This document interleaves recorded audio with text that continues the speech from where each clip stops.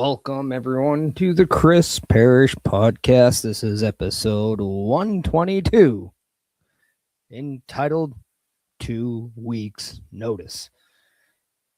First things first, want to thank everyone who is responsible for helping out the Chris Parrish Podcast. That is right, Turnbuckle Studios and the Turnbuckle Affiliation Program, where you can reach all information at turnbucklestudios.org. Want to thank Beercade YEG, the official sponsor of the Chris Parrish Podcast. And if you want to check out Beercade YEG for WrestleMania in 2 weeks' time, that's right, April's 18th and 19th WrestleMania nights 1 and 2 for a free showing at Beercade YEG. If you want to see me, I'll be there on Saturday night for night 1. Remember, if you're in the Edmonton area, that is where Beercade is. It is not in anywhere else. It is in Edmonton, Alberta area. 10544 82nd Ave. That is the address for our beautiful sponsors over at Beercade YEG. Title 2 weeks notice for obvious reasons, because this is my 2 weeks notice to every one of you to get ready for WrestleMania. Because in 2 weeks' time, we'll be talking about night 1 and what an amazing show that was, getting ready for night 2. But you do have 13 days before WrestleMania kicks off, and let's have some fun talking about WrestleMania. But last night, we saw an amazing match, amazing show that NXT provided, their big show, their WrestleMania type show, Stand and Deliver. Normally, they do host it around the WrestleMania weekend, but this time they decided to have it a couple weeks earlier because, let's face it, there's a lot going on. But we saw 6 amazing matches, 7 if you counted the pre-show, but we're talking about the actual event. So let's get right to it. Opening up, we got an amazing triple threat match for the Women's Championship. Lola Vice, Jacy Jayne, and Kendall Gray absolutely started this show off in perfect form.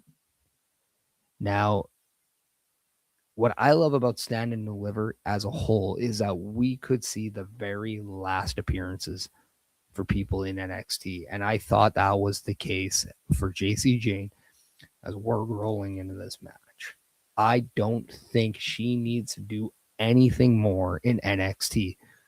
I think she has completely graduated and needs to be on a Raw or SmackDown. In fact, as a former multi-time NXT champion, a former TNA Knockouts champion,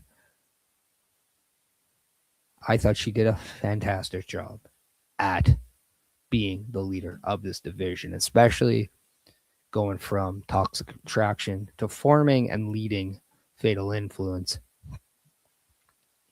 Just a fantastic growth for Jacy Jayne. Now, as you're hearing, yes, she did not walk out with that championship. It was Lola Vice who came out of that match with the championship, and this is a real test for Lola Vice now, seeing if it's really her time to captain that ship in the women's division. Time will tell. I'm very intrigued, but what we do know is on Tuesday, she had faced Kendall Gray, and both Kendall Gray and Lola Vice won the match. You're wondering how? Well, Lola Vice got pinned while having Kendall Gray in a submission, and at the same time, the ref 3 and the tap out occurred. That resulted in both women getting that match against Jacy Jayne, and Jacy Jayne was the one pinned. So Kendall Gray still has a gripe for Lola Vice, still never definitively beat her. I expect some fireworks to be there on Tuesday.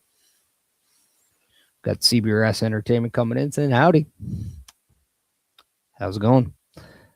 We also had 4 other championship matches.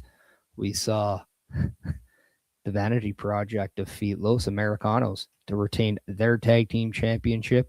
We saw Miles Bourne defeat Johnny Gargano for the North American Championship. Tatum Paxley in what I think was the match of the night defeated Blake Monroe for the Women's North American Championship. We saw even Sol Ruka defeat Zarya. But then we also saw Tony D'Angelo defeat Joe Hendry, Ethan Page, and Ricky Saints to become that men's champion. We got Bubba coming in saying, "Good morning, sir." We got Chris Best coming in saying, "I think Kendall Gray will step up and challenge Lola Vice first." Yes, but we also saw Izzy Dane as well as Sol Ruka have an interaction backstage talking about their intentions and going after the NXT Women's Championship. So I do think we're going to get maybe a triple threat match between Kendall Gray, Izzy Dane, and Sol Ruka. Winner gets a championship shot, but I wouldn't be surprised if Jacy Jayne has one last opportunity to regain the title before she's officially moving on.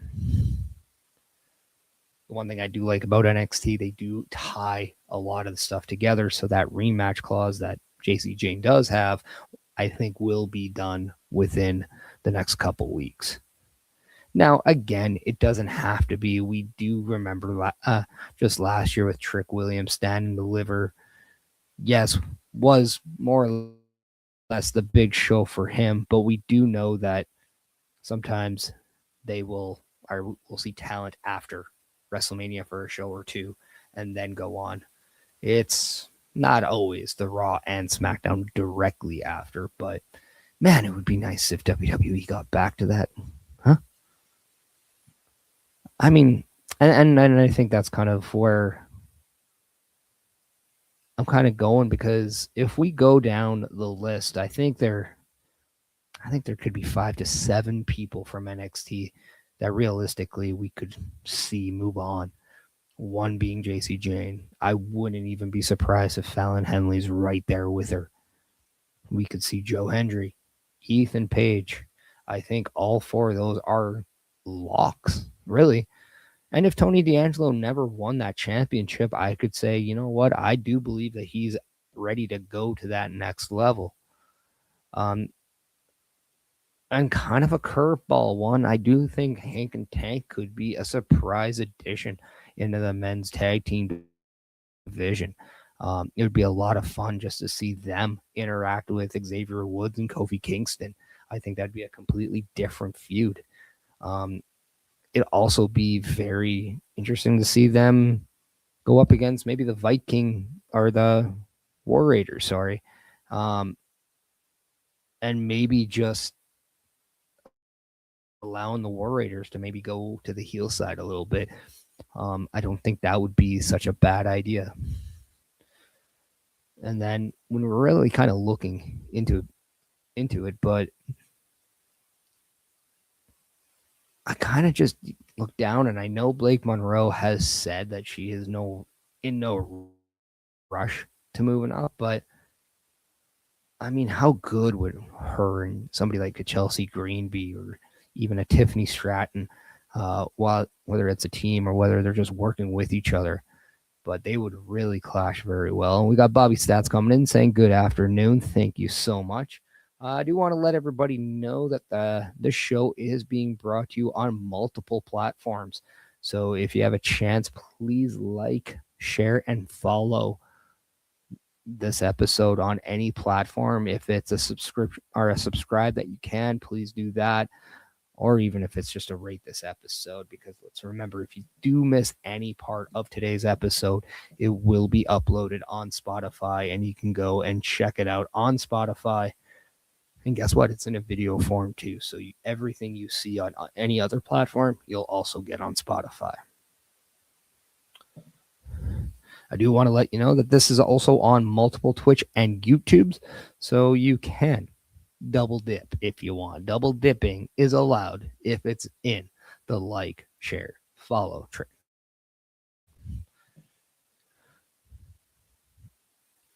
I did say that I thought the Tatum Paxley Blake Monroe was my match of the night. I just really enjoyed the story, and everything that led up. They had some sequences that was really fun to watch. And it was the one match that I thought it could go either way, because if Blake Monroe was to win, I could see this continue. Because how funny would it be knowing that the story was Blake Monroe wanting her championship back, stealing the physical title from Tatum Paxley? How funny would it be if she stole the match, but then Tatum Paxley stole the title? It wouldn't be something I would be surprised about. It would actually be quite entertaining. And I thought that would have been a great way to maybe put that into a ladder match, and then whoever actually got the title was the North American champion. And Bobby Badito coming in saying, I'm interested to see who could be the next fresh contender for Tatum Paxley for the NXT Women's North American Championship. I think Kalani Jordan very well could be someone who goes there if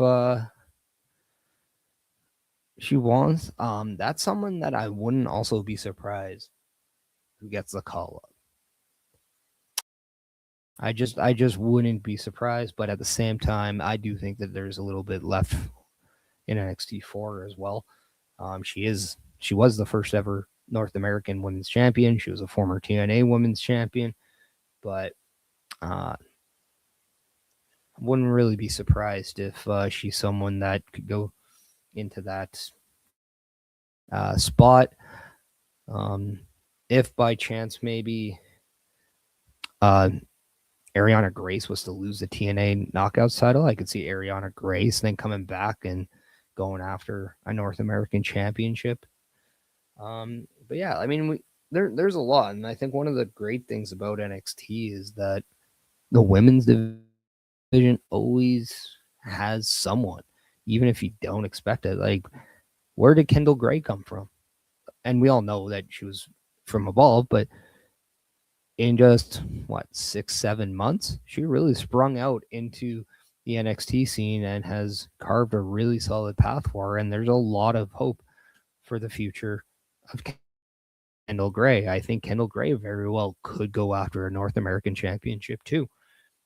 And then let's not forget, maybe Fallon Henley goes after the championship once again too. That's still a possibility.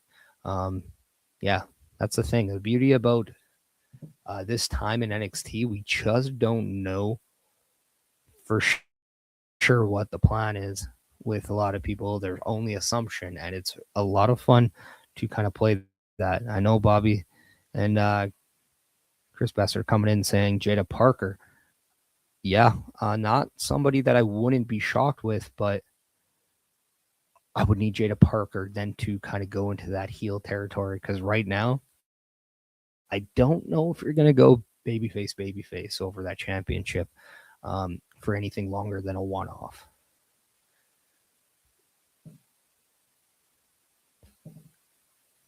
If there's any match that was, I guess, surprising in the finish to me, it was Sol Ruca and Zarya. I do think Sol Ruca is almost set in stone to be someone that could be on a Raw or SmackDown in 2026. So I just thought, why not have this as an opportunity to give Zarya such a big champion or a big win feel? We talked about who could step up to the Women's North American title. I think Zarya very well also could be put in that category, because why wouldn't she be absolutely livid with the outcome from yesterday, and the fact that it was a loss against Sol Ruca, somebody who she was flat out jealous and pissed off about, because she felt she was always in the shadow. She was always felt she was the number 2 to Sol Ruca's number 1. And then when push came to shove, she lost. So I don't think Zarya is going to be in a headspace where she cares about people's feelings come Tuesday. And I could see her really put out a statement and really showcase to the NXT audience just who Zarya really is. So I do think Zarya's name should and could be considered for the North American Championship as well.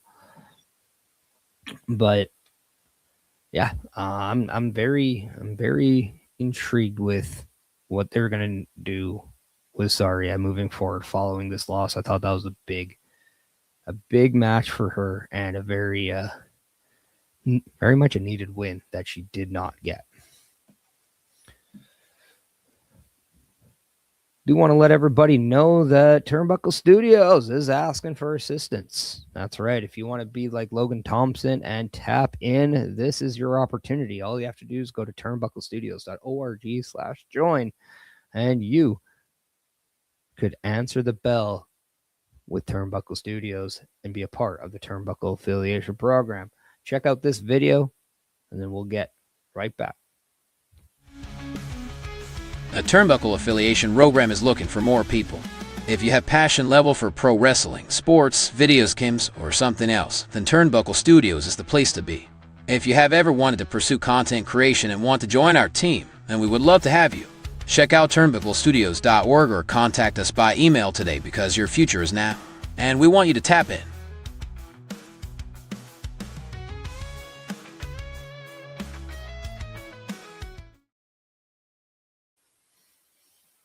That's right. Once again, that website is turnbucklestudios.org. And if you want to hit /join, that is your best way of hitting up Turnbuckle Studios to seeing if you want to become a part of the Turnbuckle affiliation program. Do want to let everybody know that lately we've been doing polls on the show, and I'm thinking it's a lot of fun. So let's start it again. And this is going to go back to another WrestleMania championship match, but it's more selective to Randy Orton.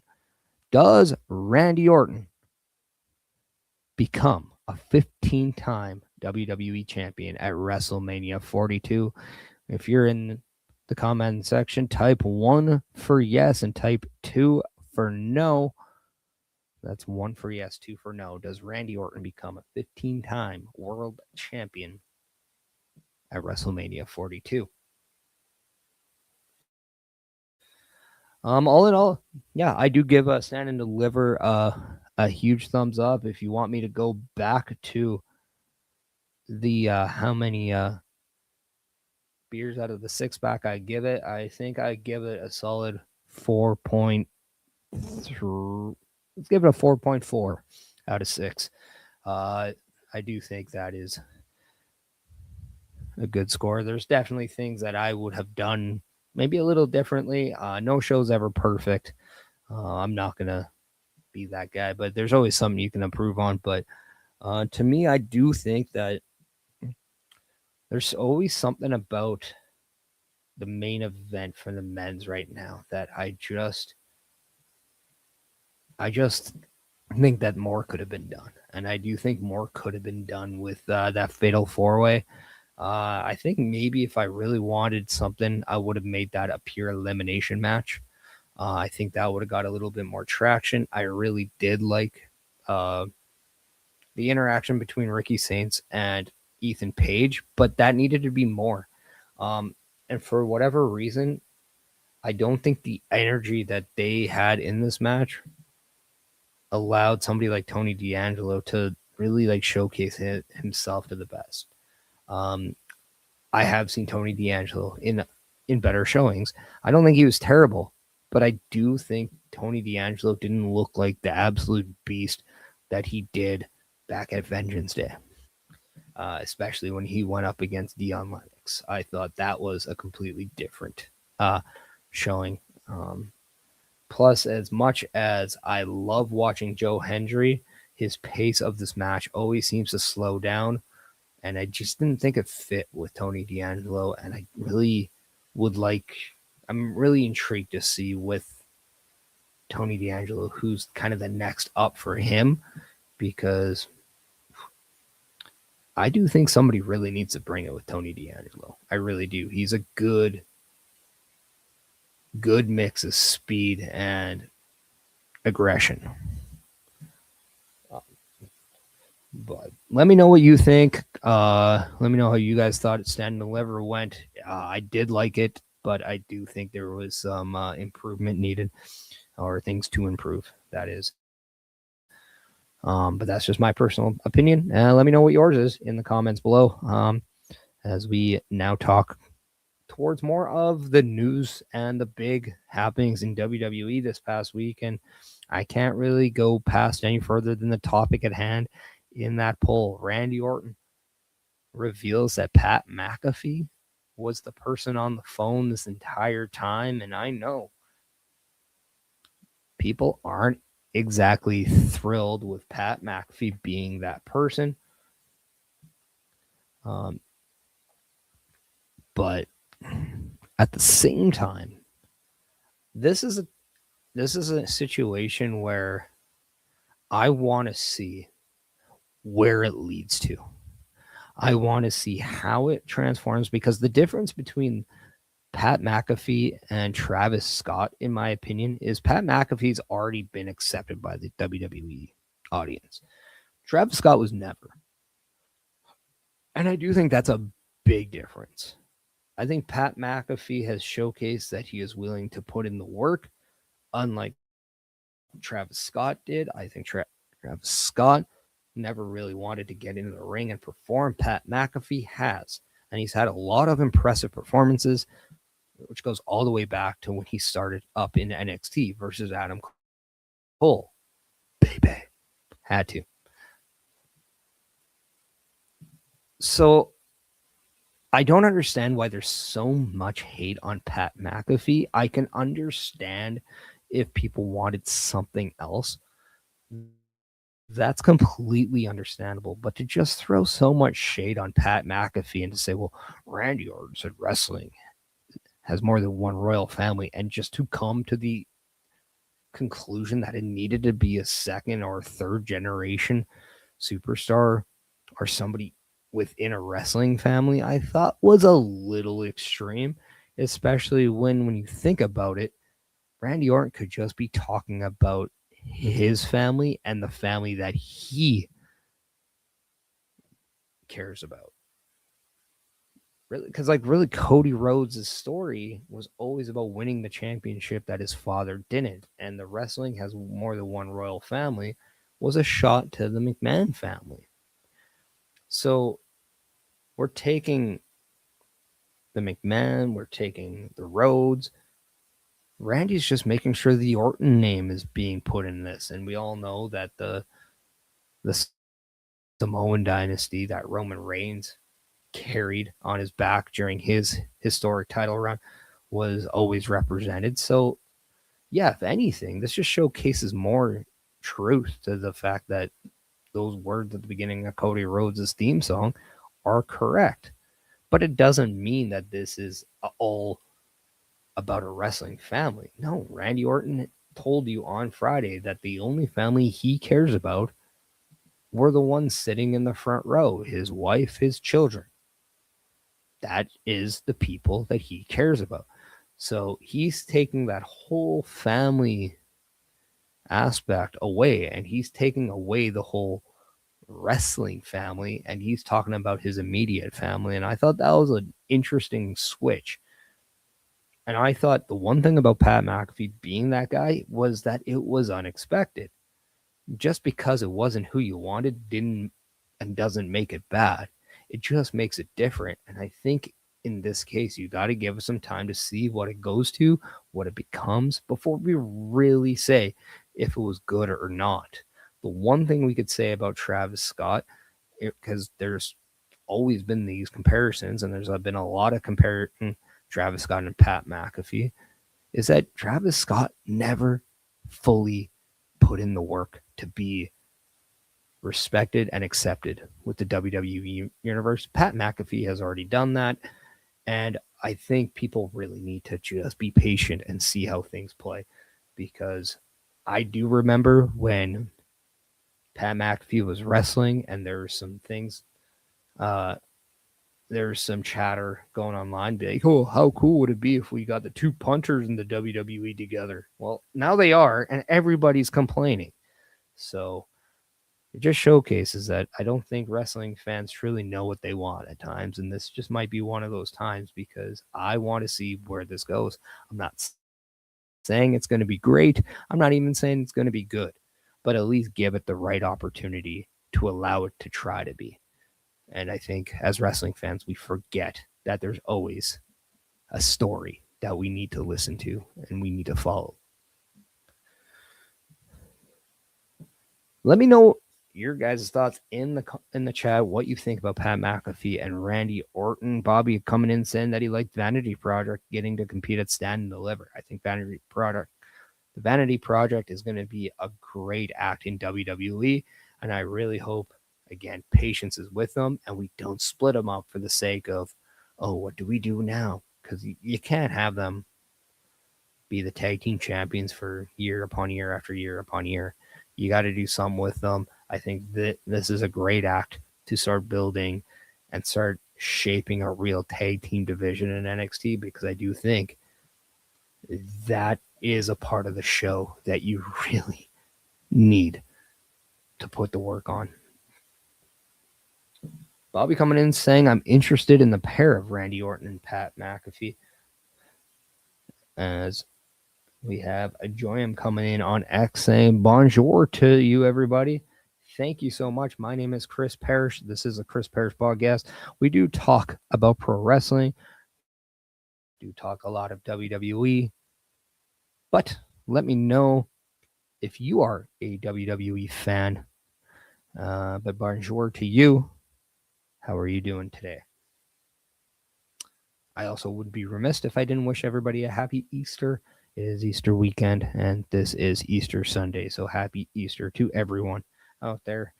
Hope you are absolutely devouring every chocolate egg you can. And if you don't like chocolate eggs, then I hope there's something about Easter that you do enjoy, and you're enjoying that to the fullest.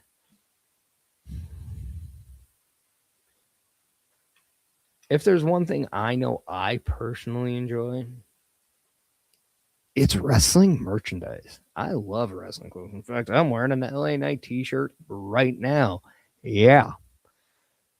So if you want to get some wrestling t-shirts, in fact, if you want to get some merchandise about Turnbuckle Affiliation Program, then you're in luck, because all you have to do is go to turnbucklestudios.com or .org, and you hit /shop. That's turnbucklestudios.org/shop, and that is the direct link to our mobile website for merchandise. You can get shirts, you can get hats, you can get backpacks, you can get different accessories. So please check out this video and think about going to turnbucklestudios.org/shop for all your Turnbuckle Studio merchandise needs. The Turnbuckle Studios store is open for you 24 hours a day, 7 days a week. Get the merch and represent the best from the shows you watch on a weekly basis. Multiple styles to choose from with over 10 products available. Don't get left out and pick up all your favorites today. Find us at turnbucklestudios.org. Yeah, one last time, just so I don't botch it one more time. That is turnbucklestudios.org/shop. That is your best direct way of going and getting some Turnbuckle Studios merchandise, especially if you want to go rock some of the Chris Parrish podcast merchandise. It's right there for you. I mean, tell me that's not a sick logo or what? 2 weeks notice, or 2 week notice to WrestleMania. That's right. 13 days left. That's all you have to wait is 13 days. WrestleMania 42 is upon us. So far, there are 12 announced matches. 2 more are expected to be announced. That's right. The rumored matches are supposed to be the Usos tagging up with LA Knight, going up against Axel Speed and your new WWE World Tag Team Champions, Austin Theory and Logan Paul, aka The Vision. That's right. The Usos losing the tag team titles on Monday to Austin Theory and Logan Paul. And we have a story to talk about. We know that Logan Paul had his mother sitting in the front row. Well, Logan Paul gave the brass knuckles to his mom. So at a point in the match, he took those brass knuckles and he was about to hit him But then LA Knight got involved, and then somehow I Show Speed, who was sitting beside him, was pulled in, took the knuckles, and then somebody turned him around. He clocked whoever it was. Just happened to be that was LA Knight. And LA Knight then decided to raid his house and his stream a few days ago and get a little bit of payback. But I do think we're going to see a little bit more develop tomorrow on Monday Night Raw. So make sure you're checking out the Raw Patrol tomorrow at 8 p.m. Eastern Time. But look for that 6-man to be official. And then there's another match for the women. Asuka versus Io Sky seems to be a rumored match. There could be Kairi Sane involvement in some way, shape, or form. Could very well be a triple threat. Could very well be just a singles match. That remains to be seen, but look for Io Sky and Asuka to be, I think, the match. We'll see. So that would make 14 matches, 7 most likely per night. We know that John Cena is your host. We all know that there's going to be a lot of shenanigans, a lot of surprises, I would assume, and a lot of moments to be shared. So let's talk about some of our favorite WrestleMania moments. I think that is something that we kind of forget to do over the course of time. Like we always look to see what's next. Sometimes we have an issue of remembering what we have seen and what kind of made us wrestling fans to begin with. I think my first WrestleMania that I saw live was WrestleMania 9, and it was in Las Vegas, ironically enough. But it was outdoors, and we saw Bobby Heenan ride a camel. We saw multiple doinks in a ring. We saw Yokozuna become the first person to win the WWE title in one night and then lose it in that same night. That's right. Only Drew McIntyre and Yokozuna have done that, winning WWE Championship at WrestleMania and losing it same night. So it's been quite a journey. We were at 42 editions of WrestleMania. It's been quite a long year. Some of us, we've lived to see them all. Some of us, we've lived to see a few. But WrestleMania is the showcase of the Immortals, the biggest show of the year. And it's always fun to talk about. The stages are always elaborate. And who could forget that amazing time where Seth Rollins cashed in at WrestleMania, the heist of the century, and in a match where we thought it was just going to be Roman Reigns and Brock Lesnar, Seth Rollins is walking out champion. And nobody remembers how much Brock Lesnar wanted to beat the piss out of him on Raw the next day, but I do. And that was fun. So let me know in the comments what your favorite WrestleMania moments, matches. Let's even go with what are some of your favorite stage designs. If you're a nerd like me, you love to see what's the stages. I love the fact they do the reveals. I love the fact they do all these different things for WrestleMania. But let me know what your favorites are. As once again, I'll put up that poll one more time. Does Randy Orton become a 15-time WWE champion at WrestleMania 42? Type 1 for yes, type 2 for no. Some of my favorite WrestleMania moments, and I'll kind of go with more matches because obviously we all know that I've tinkered inside the ring for a little bit of time, so I definitely enjoyed the wrestling matches per se. But I think one of my favorite matches that just really meant a lot to me was Shawn Michaels and Chris Jericho from WrestleMania 19. This spoke to me in a lot of ways because Shawn Michaels was my favorite wrestler from when I was a kid. And all the way until he left after WrestleMania 14 with his back injury, I was kind of left not knowing who I wanted to watch anymore because yes, I liked a lot of guys, but I only had one favorite. So it was around that same time WCW started getting onto TV where I live. And I was introduced to not only Sting, but also Chris Jericho. And Chris Jericho to me always resonated because he was just different. He was one of those heels that always was on my TV, but never part of the NWO. And I just always liked that and was enamored by it. He had the segments, whether he got lost backstage or the list, which is funny. The 1004 holds. So I was always a fan. So when he actually came to WWE, I was absolutely thrilled.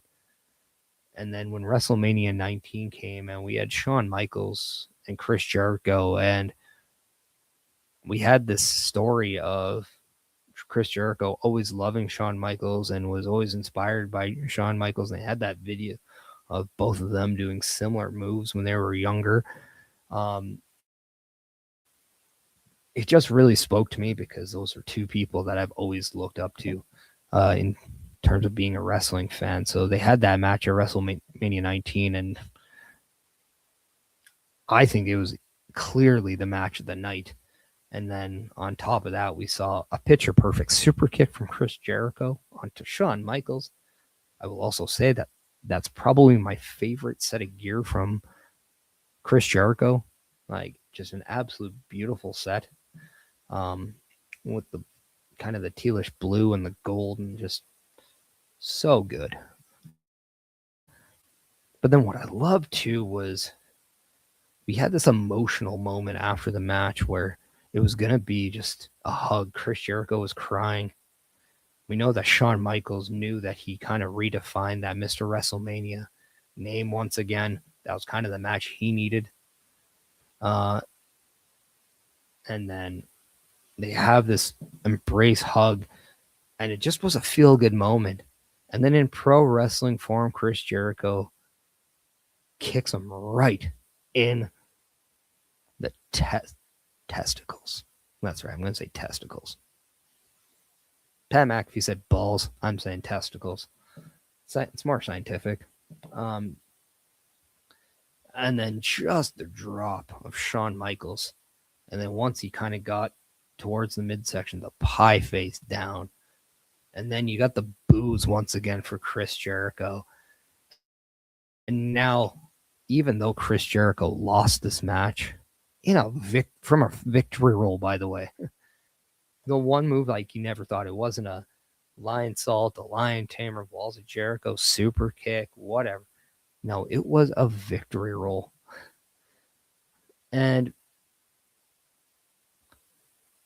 But when he pie-faced Shawn Michaels back to the mat, it was just a thing of beauty. And the boos came back, and you knew this wasn't over.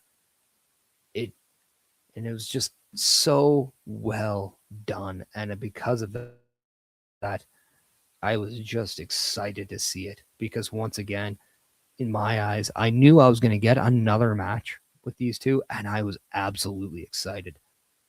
So to me, that might just be my all-time favorite match from a wrestling fan standpoint.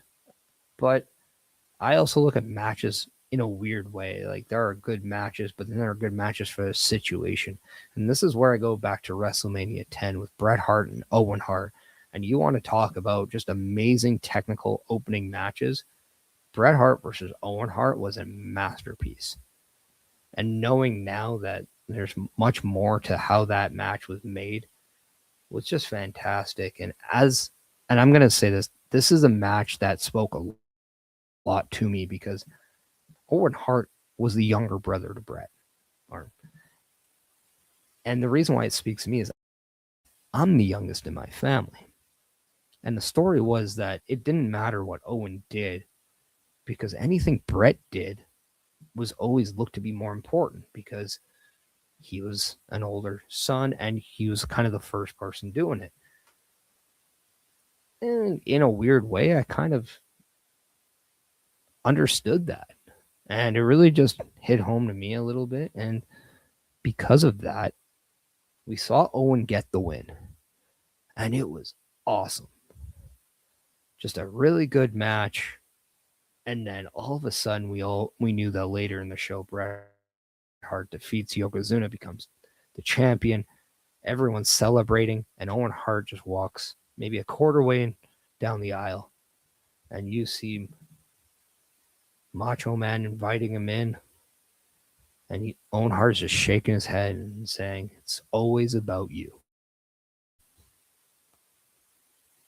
And Owen Hart was the one who defeated Bret Hart earlier that night, but all the attention remains to Bret. I just thought that was such a beautiful story, and that's why I always resonated with Owen Hart, simply because of that. And yeah, that was the moment that I became an Owen Hart guy, and it's always been that way ever since. But I'll never take away from Bret Hart, because one of the best main events I've seen from a WrestleMania in my eyes was that Iron Man match. And now a lot of people say, well, an hour is very long. I just don't want to watch a wrestling match for that long. That's fair. That is your own opinion.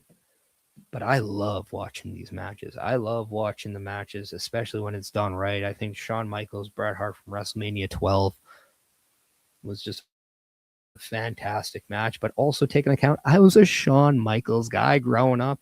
And because of that, this was his moment. And this is where Shawn Michaels became WWF champion for the very first time.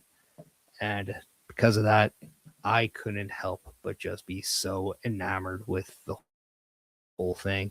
Shawn Michaels had that amazing entrance when he's ziplining from the top of the Arrowhead Pond down into the kind of the ringside area. It was just a visual that you just couldn't replicate. And then we saw the 60 minutes go by. Nobody had scored a fall. We always saw this Iron Man match was for Bret Hart because he was that wrestling technician. He was that guy. But then Shawn Michaels held his own. There were parts where he was even one-upping Bret Hart. I just thought the story of this whole match was so amazingly done. So when that bell rang after the 60 minutes, Bret Hart took his title. He was walking out. And then that's when Jack Tunney, or no, it wasn't Jack Tunney. But it was, I think it was Gorilla Monsoon saying there must be a winner, and made overtime one last fall. Whoever got the next fall becomes a champion, and Bret Hart was a little bit upset. It's kind of where you started seeing Bret Hart start going from being that baby face to a heel, and it really gave me the vibes of like, okay, this is where the change of direction's happening with the WWF. And yeah, I said Gorilla. But yeah, so like it was just one of those change of the direction moments of everything. And yeah, I just really enjoyed it. And it was just a lot of fun, obviously, because of Shawn Michaels was there. I even have shorts done in the same way of the gear, and everybody who knows me will always compliment people who wear the color combinations white, black, and gold. Shawn Michaels did that. He became champion. They're champions colors at me. Yeah, and then another one that I think for me personally, I went to WrestleMania 22 in Chicago. It was sight to see. Obviously, this is kind of before they brought back that access and all that stuff. And so we just went to the event. There was nothing really else going on. We went for multiple things, went to a couple of Ring of Honor shows, went to a IWA show, saw the show where the guy does the shooting star lands on the turnbuckle. Yeah, I was at that show. That was a lot of fun. But also seeing like CM Punk and John Cena's entrance, seeing where I thought Trish Stratus and Mickie James, in my eyes, had the match of the night. And that's where we saw Mickie James win the women's championship for the first time. And then seeing that just real experience of seeing John Cena being booed and cheered at the same time, but he had the elaborate entrance. Again, CM Punk was in there. There was a section of the crowd that just went ballistic. It's in Chicago. Obviously, Ring of Honor is huge in Chicago. And because of that, he had his fan base. But also seeing somebody like Rey Mysterio become world heavyweight champion, that was, for me, I was 20 years old. I was 2 years into my wrestling career. I know I'm a small guy. Seeing Rey Mysterio win that world championship, it's pretty inspiring, and it was a pretty cool moment for me. So I would say like WrestleMania 22 was a very impactful WrestleMania for me personally. It might not be everyone's favorite, but yeah, wrestling does different things to different people, so it is what it is. Also saw RVD win Money in the Bank, which I thought was really cool. And then the next night on Raw, we saw the Spirit Squad win the tag titles and the debut of Umaga. That was cool. So yeah, that whole weekend was a lot of fun. And yeah, kind of do wish that we get that aura of the Raw after Mania again. That is what I said. But we're kind of getting near that time. But before we do that, I want to let everybody know that from Sunday to Saturday, we always got weekly content here at Turnbuckle Studios. So let's not waste any time. Let's check out what those shows are. I will say the one exclusion is the PLE Patrol, like you saw last night with Stand and Deliver, like what you'll see in 13 and 14 days with Night 1 and Night 2 of WrestleMania. It will not be featured on this. This is the weekly calendar, but check it out from Sunday to Saturday. Turnbuckle Studios and the Turnbuckle Affiliation Program bring you the week of streams. All times are in Eastern Time. Monday nights you get the Locker Room Breakdown at 7 p.m., followed by the Raw Patrol at 8 p.m. Tuesday brings you the flagship show, Turnbuckle Talk, at 8:05 p.m. Wednesday we play games with the PlayStation Showcase at 8 p.m. Thursday we go TNA as we brace for Impact at 9 p.m. On Fridays, join us for the SmackDown Security Detail at 8 p.m. The weekend brings you Saturday Night Gaming at 8 p.m. On Sunday, be sure to catch the Chris Parrish podcast at 12:15 p.m. And later that night, we have the Boar's Nest at 8 p.m. Be part of the shows and join the chat every day. And please visit turnbucklestudios.org.